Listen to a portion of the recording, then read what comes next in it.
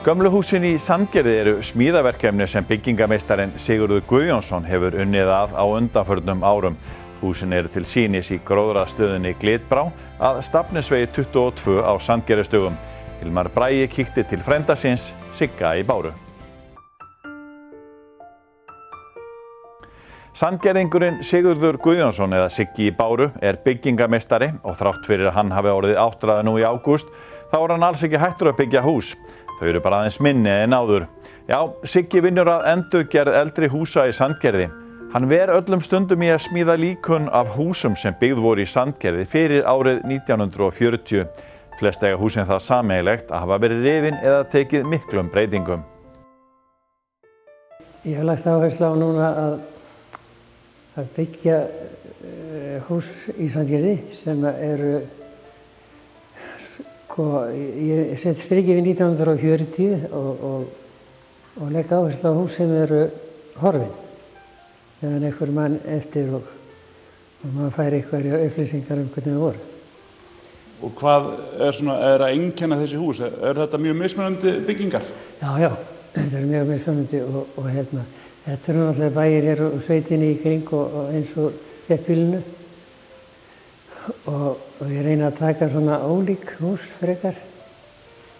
Það er mikið, ég talsvert það að húsin séu svipuð og ég ætla að geymi þau. En það eru nokkur hús sem ég langar að koma svona upp og þannig að menn sjá í framtíðinni hvernig þetta leit út og við byggum í gamla daga eða á þessum tíma. Þetta eru hús svona frá 1940 og þau elstu sem ég hef með núna, þau eru svona frá niður í 19. öld. Og hvert byggingarefni þessara húsa, svona upprunalegu húsana? Þetta timburhús og jafnvel niður í torfbæi eða eitthvað slíkt? Já, þetta eru torfbæir, þeir elstu og hlaðið í grjóti og torfi og svo kemur járnið, þakjárnið og timburhúsin. Þetta er svona allur pakkinn. Maður kemst ekki allt þar, það er engar upplýsingar eldri hús. Og hvernig bjuggu menn í Sandgerði hérna fyrir, rúmum 100 árum? Ég held að það hafi nú fyrir svona 100 árum, það hafi nú verið frekar, það þætti bábóri í dag, sko. Og svo hvort þeim var nú ekki på marga fiskar, það er ekki verið kannski eftir, þetta er svona, upp á 1920 til 40, þá farið að byggja svona heldur betri hús og betri aðbúnaður. Það eru reisuleg hús samt hérna í þessu líka eins og Sandgerði, það hefur verið byggt af efnum á þeim tíma? Það var náttúrulega, sá sem byggði það, Sveinbjörn Einarsson, hann byggði þetta 1884 minni mig og þá var hann talinn annar ríkasti maður á Suðurnesjum á eftir Kalli í Kottvogi. Hann var hérna með tilskipaútgerð á tímabili og tölvuraútgerð og mikil auðsvig. Og þú ert að halda áfram að byggja, þú ætlar að halda eitthvað áfram með þetta verkefni? Já, það er sko, eins og ég segi, ég legg áherslu á hús núna sem eru horfin og síðan í framhaldinu þá eru til hús frá þessum tíma sem að standa þá. Ég hef gert það að því miðað við 1940 þá búið að byggja við mörg af þessum húsum og ég tek það frá þar sem er búið að byggja við, þannig að þau verða þá eins og þau eru upphaflega byggð. Og það er töluvert af húsum sem eru til sem er náttúrulega gott að minni svona rannsóknarvinna má segja að gera módelaga því að þá hefur maður öll mál og hérna allt sem þarf.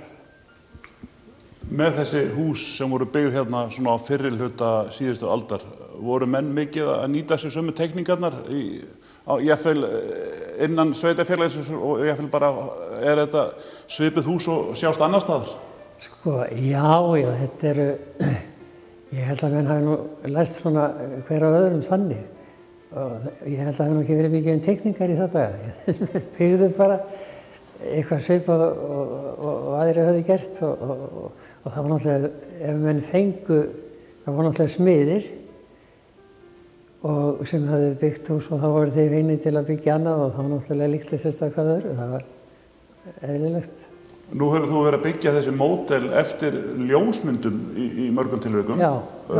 Yfirleitt eru ljósmyndirnar af framhlið húsanna. Hvað hefur verið að gerast í bakgarðinum? Er ekki erfiðara að fá þær upplýsingar? Jú, það getur verið mjög erfitt og reyndar það er svolítið gaman að því stundum að það er mikið það ég hafi myndir með framhlið húsanna og þá er ekki verið að taka mynd af húsunum, heldur mynd af fólki.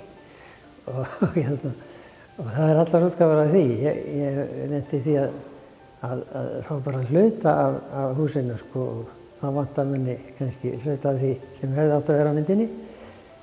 En til að bjarga því þá hef ég náð í fólk sem var mann og getur sagt manni til og það hefur gengið svona. Það er reynda ekki mikið um það en það hefur komið fyrir og það hefur gengið upp.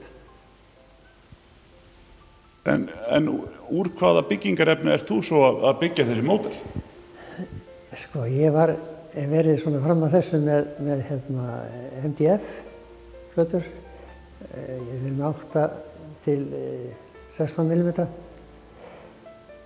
Og þetta hefur verið svolítið erfitt, sérstaklega að saga fyrir gluggum og svona. Og svo er ég að fá efni núna sem er svona frauðkennt. Það er notað mikið í módel erlendis. Og það er allt annað. Ég er að byrja á einu slíku og þetta er bara allt annað líf. Þetta hlýtur að taka svolítið pláss hjá þér að vera með öll þessi módel. Hvað sérðu fyrir þér að verði þetta svona til framtíðar? Ég veit það ekki. Þetta er eiginlega að taka frá mér allt pláss. Og ég veit ekki hvort að ykkur hefur áhuga og eitthvað að vera hægt að gera. Mér vantar húsnæði náttúrulega. Ef þetta á að halda áfram þá vantar húsnæði. En það dugar ekki til venjulegt húsnæði. Þetta þarf að vera sko húsnæði sem geymir þetta til frambúðar. Það með að til dæmis ekki vera gluggar á þessu, það þarf að vera rétt hitarstig og rakarstig og þetta er svolítið mikið mál. En maður bara vonar að þetta leysist og það þarf að fara að gera eitthvað í því, það er alveg greinilegt, það er mikið fyrir þessu.